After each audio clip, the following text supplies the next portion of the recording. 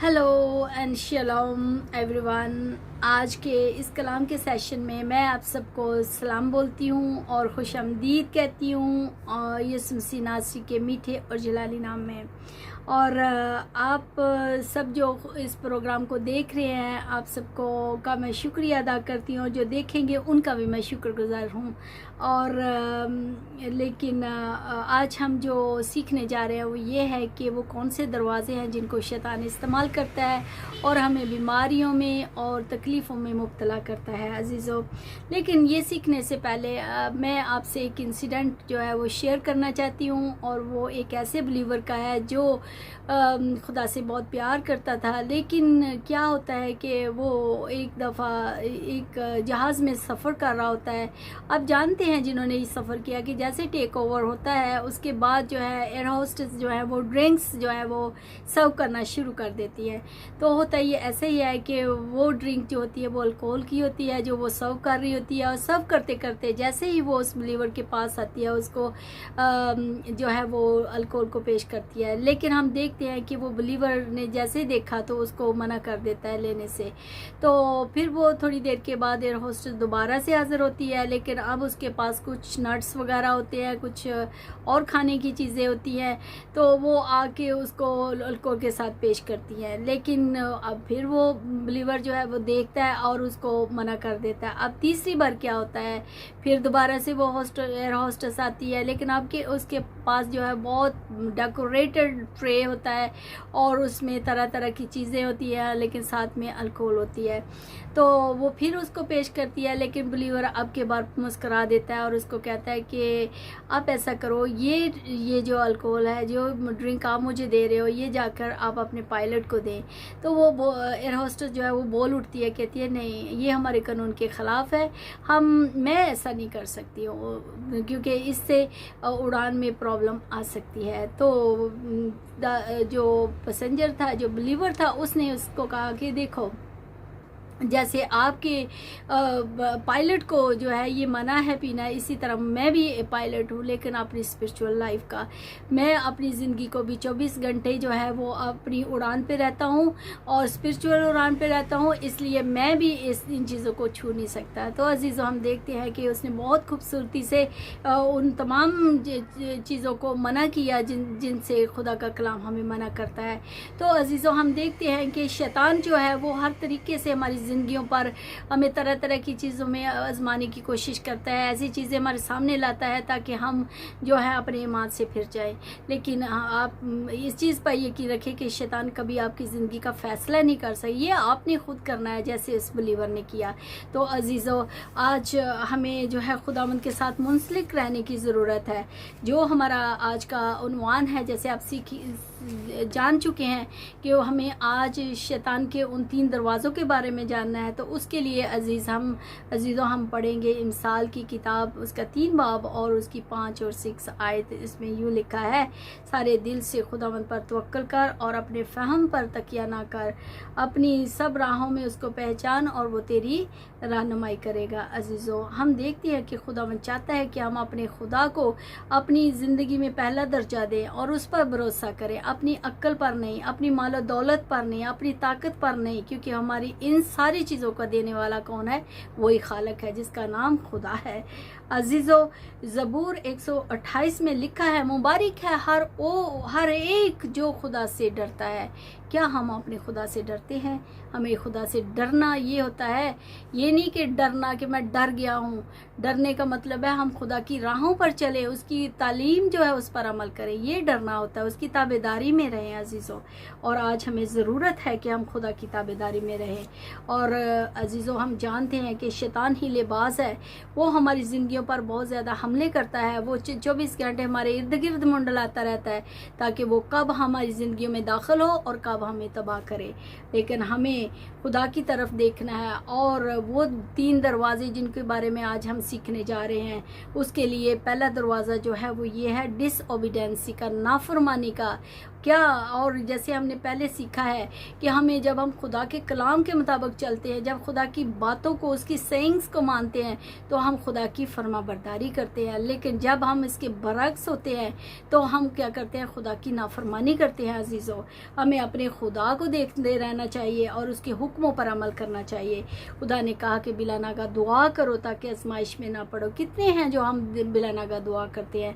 अगर हम नहीं करते हैं तो क्या है, फिर हम शैतान को खुले आम इजाज़त देते हैं कि आओ और हम पर हमला करो।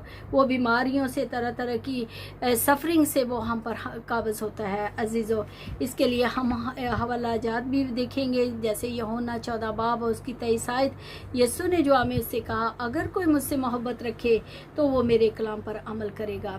मत्ती 7 बाब और उसकी 24 आयत में यूँ लिखा है, बस जो कोई मेरी ये बातें सुनता और उन पर अमल करता है वो शक्लमंद आदमी की तरह है माना ठहरेगा जिसने चट्टान पर अपना घर बनाया। अजीज़ों, चट्टान पर घर बनाना बहुत ज़रूरी है, क्योंकि चट्टान पर घर होगा, मजबूत होंगे तो शैतान हमारे घरों को हिला नहीं सकेगा, हमारी बुनियादों को हिला नहीं सकेगा। और कैसे भी हालात हो, कैसे भी हमले आए, कैसी भी आजमाइशें आए, हम उस पर हमेशा साबित कदम रहेंगे। लेकिन ये उस वक्त होगा जब हम खुदा के साथ उसकी तालीम पर साबित कदम होते हैं, जब खुदा हमारी ज़िंदगियों में काम करता है और हम खुदा को इजाज़त देते हैं कि वो हमारी ज़िंदगी में दाखिल हो। अजीज़ों, फिर पहला शमूएल 15 बाब उसकी 22 आयत में भी पढ़ते हैं, शमूएल ने कहा, क्या खुदावंद सोख्ती कुर्बानी और ज़बीहों से इतना खुश होता है जितना इस बात से कि खुदावंद का हुक्म माना जाए। यानी हमें खुदा का हुक्म मानने में ही हमारी मसलहत है। हमें खुदा का, अगर हम किसी भी बात में सरफराजी चाहते हैं, किसी भी काम में अपनी ज़िंदगी को कामयाब देखना चाहते हैं, तो खुदा का हुक्म मानना बहुत ज़रूरी है। और देखना फरमा बरदारी कुर्बानी से और बात मानना मेंढों की चर्बी से बेहतर है। ये खुदा का कौल है। अजीज़ों, हमें हमेशा खुदा के कलाम के से हट कर नहीं जीना है, क्योंकि अगर हम खुदावंद में जीते हैं तो खुदावंद से बरकत पाते हैं। दूसरा दरवाज़ा है मुंह, माउथ, जिसका हम इस्तेमाल करते हैं बगैर सोचे समझे करते हैं। इससे हम गालियाँ भी बकते हैं, इससे खुदा का नाम भी लेते हैं और बदगोइयाँ भी करते हैं, चुगलियाँ करते हैं और बहुत कुछ करते हैं। और हम दूसरों को नीचे खींचते हैं और एक दूसरे के ख़िलाफ़ बातें करते हैं, जिसको हम बदगोइयाँ भी बोलते हैं। अजीज़ों, और अपने मुँह का इस्तेमाल वेल करें, क्योंकि खुदा चाहता है कि हम अपने मुँह का इस्तेमाल गुड वे से करें, क्योंकि खुदा के कलाम के मुताबिक मौत और ज़िंदगी हमारे मुँह में है। अजीज़ों, कौल भी है कि पहले तोलें और फिर बोले। हम पता नहीं क्या कुछ बोलते जाते हैं, हम कभी गौर ही नहीं करते कि हम क्या बोल रहे हैं। और कभी कभी तो हम जब बीमार होते हैं तो हम अपने आप को ये ऐसे कोसते हैं कि हम कभी ठीक ही नहीं होंगे।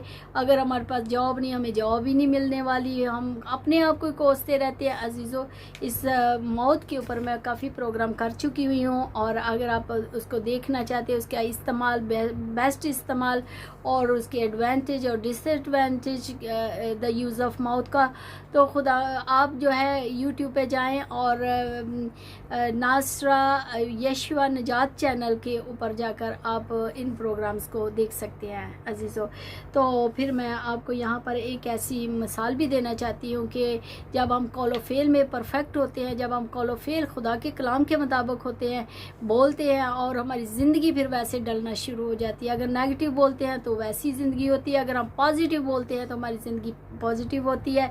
तो अजीज़ों, फिर जब हम खुदावंद के साथ मुंसलिक होते हैं तो हमारे खुदा का पाक रूह हमारी ज़िंदगी में आता है।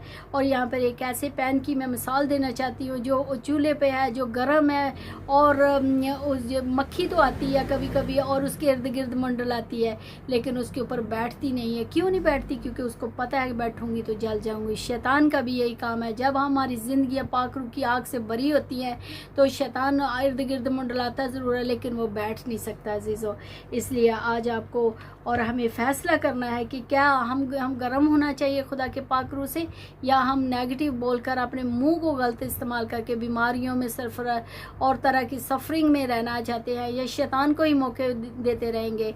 अजीज़ों, इसके लिए भी हम हवाले को पढ़ सकते हैं, जैसे खुदा के कलाम मुक़द्दस में से मिसाल की किताब उसका 18 बाब और उसकी 21 आयत में यूँ लिखा है, मौत और ज़िंदगी ज़ुबान के काबू में है, और जो उसे दोस्त रखते हैं उसका फल खाते हैं। और फिर मिसाल 13 बाब और उसकी 3 आयत में भी यूँ लिखा है, अपने मुंह की नगहबानी करने वाला अपनी जान की हिफाजत करता है, लेकिन जो अपने होंठ पसारता है हलाक होगा। अजीज़ों, बहुत ज़्यादा ज़रूरी है कि हम जो बोलें उस पर गौर करें। और तीसरा दरवाज़ा जो शैतान इस्तेमाल करता है वो है जब हम खुदा के कलाम को रद्द कर देते हैं। खुदा का कलाम क्या है? खुदा के, इसके लिए हम जान सकते हैं, यूहन्ना पहला बाब उसकी पहली आयत में लिखा है, इब्तदा में कलाम था, कलाम खुदा के साथ था और कलाम ही खुदा था। अजीज़ों, खुदा का कलाम हमारे हाथों में बाइबल मुकद्दस की सूरत में है, जिसमें हमारे पास पास्ट है, जिसमें प्रेजेंट है, जिसमें फ्यूचर है, और ये दो धारी तलवार की मानद है। अजीज़ों, ये हमारे कदमों के लिए चिराग और हमारी राह के लिए रोशनी है। क्या आप ऐसे कलाम को रद्द करेंगे और अपनी ज़िंदगियों के दरवाज़ों को शैतान के लिए खोलेंगे कि जब मर्ज़ी आकर वो हमें ठंडा पाकर हमारी ज़िंदगियों पर काबज़ आए, हमें बीमारियों में मुब्तला करें? क्या आप ये ऐसा चाहते हैं? अजीज़ों, ऐसा नहीं होना चाहिए। खुदावंद का कलाम हमें क्या कहता है? यशवा पहला बाब और उसकी 8 आयत में लिखा है, शरीयत की ये किताब तेरे मुंह से ना हटने पाए, बल्कि तुझे दिन और रात इसी का ध्यान हो, ताकि जो कुछ इसमें लिखा है उन सब पर तू एहतियात करके अमल करे, क्योंकि तब ही तुझे अकबालमंदी नसीब होगी। अजीज़ों, अगर आप कामयाब होना चाहते हैं तो क्या करें? खुदावंद का दिन रात उसके कलाम को सीखें। अब आप मुझसे पूछेंगे कि सिस्टर, हम कैसे तंदुरुस्ती के लिए दुआ कर सकते हैं? अब हम क्या करें, कैसे दुआ करें? मैं आपको बताना चाहती हूँ। पहले आप ये जानें कि शैतान का काम हमेशा, उसके हमले हमेशा हमारे साथ होते हैं, लेकिन उसके हमलों को हम तभी बुझा सकते हैं जब हम खुदावंद में होते हैं। तो आप क्या करें? आप पहले खुदा की मर्ज़ी को जानें, और खुदा की मर्ज़ी ये है कि हम तंदुरुस्त हों, और आपको खुदा पर पूरा भरोसा करना है कि वो आपको ठीक कर सकता है। अब खुदा यीशु के मोजज़ात उसको दोहराएं और उनको खुदा को याद दिलाएं, और कि किस तरह उसने मुर्दों को ज़िंदगी दी, अंधों को आंखें दी, और अपाहिजों को तंदुरुस्त किया, वगैरह वगैरह। यकीन करें खुदा आपसे प्यार करता है। अब आप कहें कि आसमानी बाप, मैं जानता हूँ या जानती हूँ कि आप मुझसे प्यार करते हैं, और मैं अब ठीक हो चुका हूँ। मैं तेरा शुक्र करता हूँ या करती हूँ कि आपने मुझे तंदुरुस्त कर दिया है। खुदा से एक और बात है कि सवाल नहीं करें, बल्कि क्या करें? उसका सिर्फ यकीन करें। हमें यकीन करना है। और यकूब नबी के बारे में हम देखते हैं, उसने खुदा से कहा, मैं तुझे जाने नहीं दूंगा जब तक तू मुझे बरकत ना दे। और अय्यूब नबी की मिसाल लेते हैं, वो तंदुरुस्त हुआ क्योंकि उसने अपने भरोसे को जाने ना दिया, और यानी उसको तर्क ना किया। यीशु मसीह हमें तंदुरुस्ती देने वाला है। उसने सलीब पर कुर्बान होकर हमारी शिफा का इंतज़ाम किया है। अजीज़ों, बीमारियां, तकलीफ़ें ये दिल में गुनाह होने की वजह से आती है, पहली रीज़न, और दूसरी आजमाइश भी हो सकती है। दोनों सूरतों में हमें अपने दिलो दिमाग को साफ़ रखना है और खुदा के साथ मुंसलिक रहने की ज़रूरत है अजीज़ों। और फिर एक और की मैं आपको बताना चाहती हूँ शिफा पाने की, वो ये है कि अपने गुनाहों पर पछताएं, उनको छोड़ें और खुदा की तरफ रजू करें, क्योंकि ये तंदुरुस्त होने के लिए, तंदुरुस्ती पाने के लिए ये बहुत ज़रूरी है। और अपने लिए और दूसरों के लिए दुआ करें, अपने गुनाहों का इतराफ़ करें और खुदा के से माफ़ी मांगे, और खुदा के कलाम में जितने शिफा के हवाले हैं उनको पढ़े, दोहराए रोज़ और डेली, और चलते फिरते उठते बैठते दोहराए, अपने मुंह से कहें। और खुदा ने कहा जैसे कि मैं शाफ़ी हूँ और मैं तुझे शिफा दूंगा, इस वादे को दोहराएं, अपने मुंह से दोहराएं, खुदा को बताएं कि आपने ये कहा है। और अजीज़ों, खुदा की तरफ देख कर कहें कि मैं तेरे मार खाने से शिफा पा चुका हूँ और या पा चुकी हूँ। इंग्लिश में बोले तो I have been healed by your stripes. इसको दोहराएं। अजीज़ों, कभी कभी ऐसा होता है बैठे बैठाए जो है हमारे मूड ख़राब हो जाते हैं, लड़ाई शुरू हो जाती है, बुरी सोचें आना शुरू हो जाती है।